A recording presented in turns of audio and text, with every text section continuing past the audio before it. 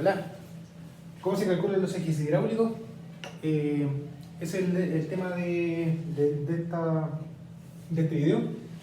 Si se acuerdan, nosotros estamos ocupando la ecuación del eje hidráulico para poder clasificarlos, pero vamos a ocupar la ecuación de conservación de energía desde el punto de vista diferencial para poder hacer el cálculo propiamente tal. ¿Ya? Eso, la ecuación de la energía me dice que variaciones de la energía en función de x son igual a I menos J. ¿Ya? De manera que si tenemos un río, pues tiene una superficie libre por acá, y tengo una sección 1 y una sección 2 que están separadas por una distancia delta x, yo lo que puedo hacer acá es integrar entre las secciones 1 y 2 y va a quedar la integral de E a de x entre 1 y 2 va a ser igual a la integral de I menos J a de x entre 1 y 2. Esto de acá queda directamente E2 menos E1 y esto va a quedar escrito, yo lo puedo escribir como la pendiente promedio y la fricción promedio en el tramo por el largo delta x. Así que esto de acá va a ser igual a I promedio menos J promedio, todo esto acá por el tramo delta x, donde I promedio va a ser igual a Z1 menos ZF2 dividido por delta x, positivo si es que la cota 1 va a ser mayor que la cota 2, y el J promedio lo vamos a calcular como J evaluado por la altura 1 más J evaluado en la altura 2 dividido por 2. ¿Ya? Entonces ahí tenemos definido y esto queda la diferencia de energía. Y a partir de este resultado de acá, la idea es nosotros decir cuánto vale el espaciamiento que separa los puntos 1 y 2. ¿Ya?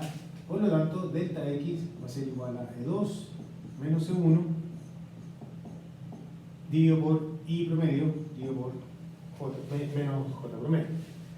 Entonces, como les decía, dado valores de H1 y H2, ¿y de dónde salen estos valores? Que vienen de la clasificación del eje hidráulico.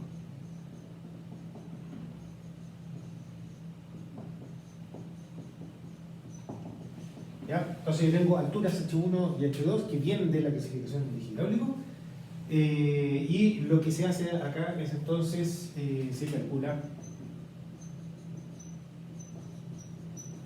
delta x que lo separa.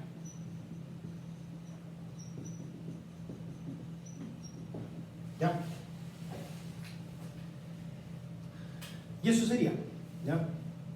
La idea está pensada en, imagínense que nosotros estamos para un eje hidráulico de río. Eje hidráulico de río. ¿Qué es lo que conocemos en un eje hidráulico de río? Conocimos que nuestra condición de borde va a estar acá. Esta acá es mi condición de borde. ¿Qué más es lo que conocemos? Podemos tener la clasificación del eje hidráulico. ¿Ya? Entonces, supongamos, esto acá, ejemplo, nosotros tenemos un S1. Eso es lo que se conocemos a partir de la clasificación. A partir de la clasificación del eje hidráulico, que me dice en función de la condición de borde, cómo va a ser el eje hidráulico en este caso acá, por ejemplo, estamos hablando en el caso de un eje hidráulico de río. Entonces, ¿qué es lo que nosotros conocemos? Nosotros nos vamos para el primer delta x. Delta x, esencialmente, siguiendo esta notación, H2 es la condición de borde. Defino H1 menor que H2 y H1 mayor e igual a la altura normal.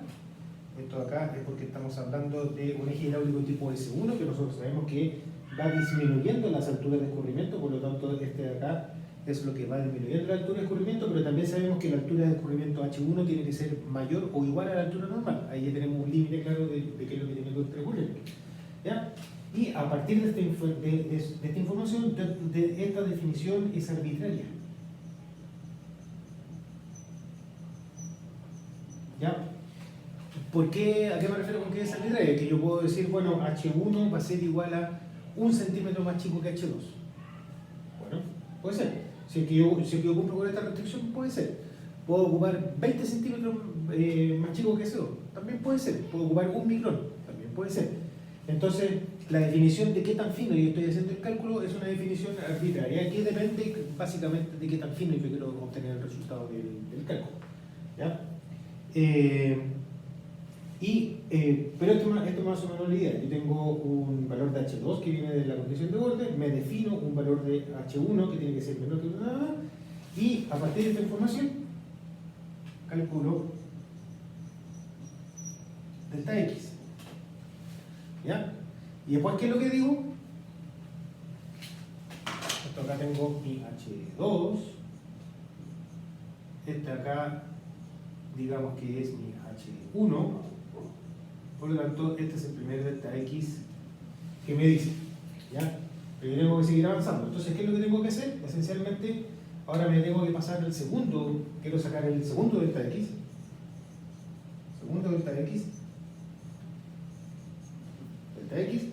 donde en el segundo delta X, ocupando la nomenclatura de que yo tengo arriba, el H1 que había definido antes va a pasar a ser mi H2. H1 es igual al, H2 va a ser igual al H1 del delta X anterior. Y defino nuevamente un valor de H1 que tiene que ser menor que el H2 y calculo el espaciamiento. Entonces aquí voy a tener entonces un delta X2, luego tener un delta X3, un delta X4 y así sucesivamente, donde la idea es que yo partiendo de la condición de borde me doy un valor del H1 menor, calculo el desplazamiento. Ahora este H1 va a pasar a ser el punto 2 para efectos del segundo delta X, y me tengo que dar nuevamente un valor de H1 que tiene que ser arbitrario, pero que yo sé que tiene que ser menor que el H2 y tiene que ser mayor que la altura normal. Y así sucesivamente voy avanzando y calculo toda esta cosa de acá hacia atrás, todo lo que yo necesito. En el caso de, por ejemplo, un torrente,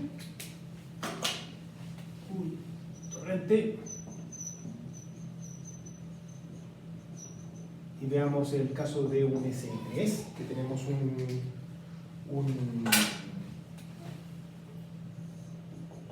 torrente pendiente suave.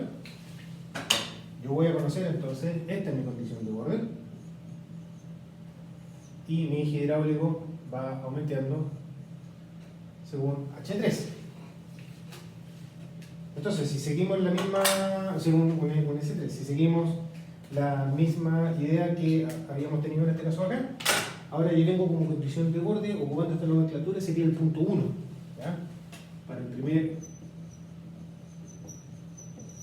de X, H1 es igual a la condición de borde, muy buena, por decir algo, si tenemos una compuerta. Entonces el delta 1 va a ser, el H1 va a ser igual a la condición de borde. El H2, yo sé que tiene que ser mayor que el H1, y además H2 tiene que ser menor que la altura crítica, porque así está definido el eje hidráulico tipo S3. Está definido para la altura del experimento, va aumentando a la medida que nos vamos alejando de la condición de borde, y el máximo valor que puedo tomar en la altura de escurrimiento es igual a la altura crítica. Así que me tengo que tomar un valor que es mayor que H1 y tengo que asegurarme que tenga que ser menor o igual que la altura crítica, ¿ya? Por lo tanto, a partir de esta información, calculo cuánto vale mi delta X1. H1, H2, y calculo entonces cuánto vale la distancia. Entonces, para el segundo delta X,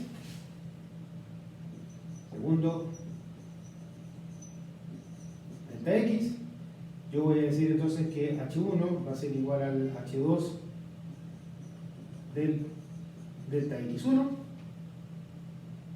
y vuelvo entonces a definir un valor de una altura de escurrimiento en 2, que es la que me permite, que yo sé que tiene que ser mayor que la que tenía inicialmente y tiene que ser menor o igual que la altura crítica, y así lo estoy calculando en una tabla.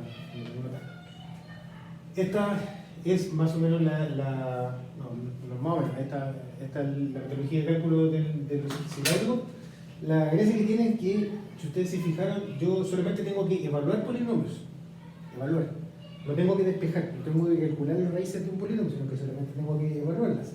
Yo solamente tengo que evaluar la flexión, la pendiente friccional. No tengo que hacer un cálculo iterativo para calcular, por ejemplo, la altura de escurrimiento que yo necesito dado un valor de J, ¿ya? Sino que yo solamente calculo y evalúo directamente cuánto vale J. Es la raíz de una cosa, el Q cuadrado por N, etc. ¿Ya? Y el álgebra está reducida solamente a dos polinomios, la resta de dos polinomios que yo evalúo dividido por I menos J, que también son cosas que se están evaluando, de manera tal de ir calculando cuánto es el delta X. Que es un cálculo que es extremadamente eficiente desde el punto de vista de cálculo. La intensidad de cálculo numérico que hay detrás de toda esta cosa acá es chica, muy chica. Polinomio cuadrático sería 2, ¿ya? El único problema es que hay que saber qué es lo que uno está haciendo, ¿ya? En particular, yo tengo que primero pasar por todo el proceso de clasificación del eje hidráulico, S1, S2, F1, F2, F3, con pendiente adversa, lo que sea. Tengo que pasar primero por ese proceso de clasificación del eje hidráulico, que es el que me va a permitir decir, perfecto, esta es mi condición de borde y yo me tengo que ir dando valores de altura de escurrimiento que estén acorde con la clasificación del eje hidráulico que yo hice. S1 me tengo que ir dando valores. El punto 2 es el que yo conozco, el punto 1 es el que yo me tengo que dar, y lo único que sé es que el punto 1 la altura 1 que me tengo que dar tiene que ser menor que la altura 2 y tiene que ser mayor o igual que la altura normal. En el caso de un eje hidráulico de torrente, el 1 yo lo conozco, el 2 es lo que yo me tengo que dar, y si estoy calculando, por ejemplo, un S3, el 2 tiene que ser mayor que el 1 y tiene que ser menor que la altura crítica.